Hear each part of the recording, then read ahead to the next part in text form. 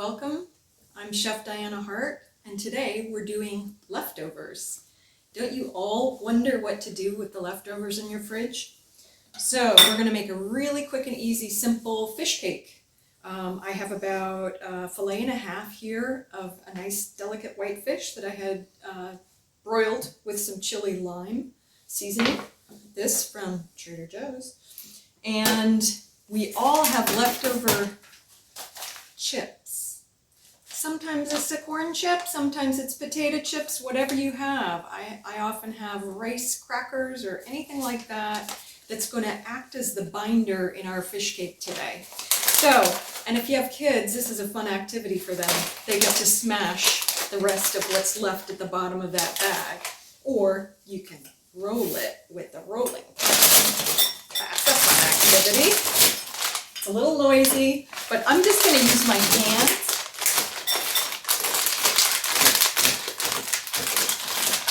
And fish cakes are so simple. They're just a little bit of binder, a little bit of crumb, the protein, an egg, and whatever seasoning you want. So in my bowl, I'm going to start by cracking one egg. I'm going to just whisk it. Into that, I'm just going to put like a teaspoon of mustard. Gives it a little nice flavor. And I'm going to put some diced onions. I've done a sort of small dice, maybe a tablespoon or two. Mix that up. And the fish, you can hand flake, you can fork flake. I'm just going to pop it in here. And flake it with my fork.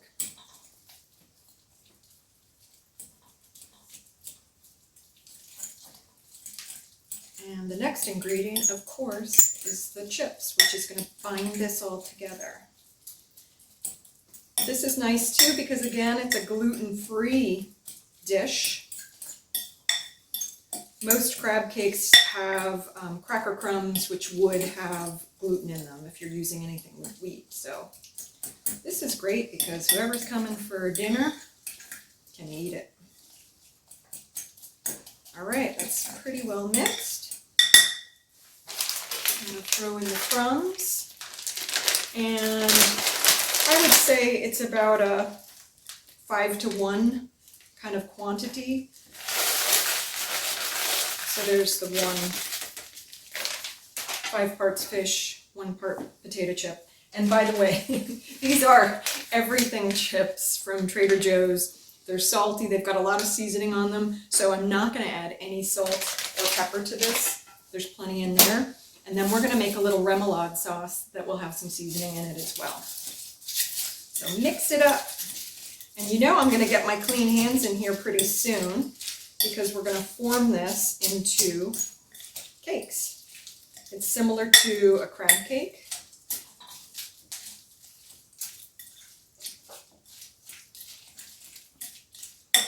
And I'm going to put a little bit of chopped herb in here.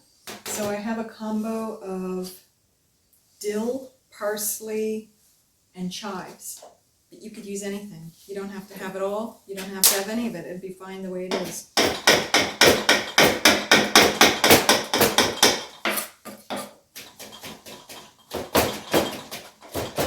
Quick chop. Pop that in the bowl. Give it another stir. And I'm just going to let this sit. You could make this the day before. You could let it sit in the fridge. It'll be fine. All right, it's mixed up. I'm going to turn my burner on because we're going to cook that. And while they're cooking, we're going to mix our remoulade, and then you've got your dinner. Remember, we always get our pan hot first before we put anything cold in it. All right, I'm going to make 2 large crab cakes, maybe 4 actually, fish cakes. Look at that. It's so easy, right?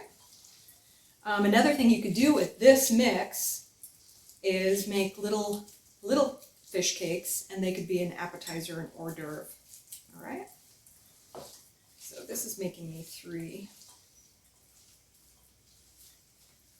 And like I said, that was like a fillet and a half, maybe about 10 ounces of fish. So that'll give you a sense of the quantity that you need to make 3 cakes. And as a meal, this with a little salad, you're set. Okay, I'm gonna just wipe off my hands, and then we're gonna put the oil or butter in the pan. That's up to you too. I would use either an avocado oil that likes high heat and won't add too much flavor to the fish cake.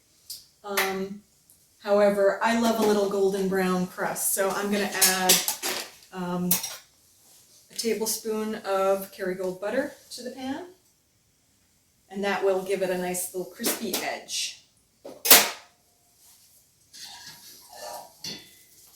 So you can see it's bubbling, nice and hot. Butter's almost completely melted, so fish cakes go in the pan.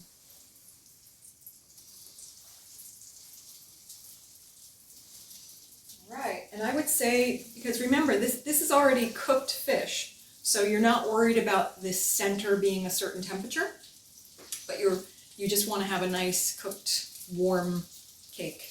So the next step is the remoulade sauce. Okay, so remoulade sauce. I've got mayonnaise, a little bit of lemon zest from the lemon that we're going to use to garnish, or squeeze a little lemon in our sauce as well, our remoulade. So here's the mayo.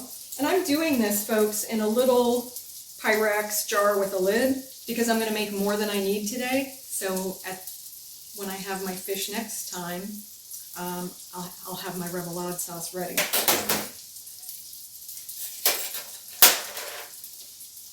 So into this goes a squeeze of lemon,